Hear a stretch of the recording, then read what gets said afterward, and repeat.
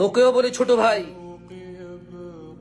যে মেয়েকে তার বাবা কখনো কাজ করে নাই, মা কখনো কাজ করে নাই, শুধু তোকে ভালো লাগছে, তোর সুন্দর সুন্দর কথা ভালো লাগছে, নিজ গর্ভধারিণী মা যার পায়ের নিচে ওর জান্নাত, মাকে লাঞ্ছিত করে যে মেয়ে তোর জন্য চলে আসছে, যদি একটু থেকে একটু বেশ কম হয় ছোট ভাই আমার, অথবা তুই যে রোমান্টিক কথা বলিস, তুই যে সুন্দর সুন্দর কথা বলিস, আচ্ছা ও তোর সাথে গেছে কেন বলতে পারিস ছোট ভাই?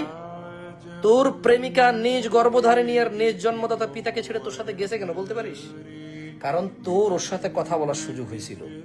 সুযোগ হওয়ার পর তুই ওকে কবিতা, গল্প, গান, নানা কথা শুনাইছস, যেখানে সে তার গর্ভধারিণী মার জন্মদাতা পিতাকে তুচ্ছ মনে করে তোর কথাকে প্রাধান্য দিছে, কারণ তোর কথা তার সুন্দর লাগে।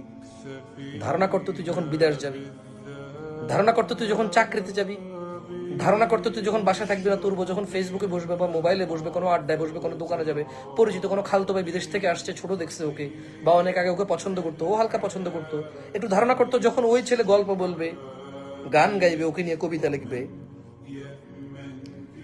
তোর বউ যদি গর্ভধারিণী মা আর জন্মদাতা পিতাকে তোর কবিতা আর গান শুনে চলে আসতে পারে, ধারণা কর তোকে যেতে কি লাগবে।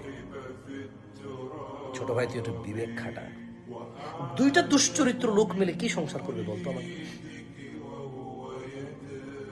দুইটা দুশ্চরিত্র লোক মিলে কি সংসার করবে আমাকে বলতো ভাই? জন্ম দিবে কাকে? কোন সন্তানকে জন্ম দিবে? দুইটা দুশ্চরিত্র লোক, তাও আবার পরিবারবিহীন।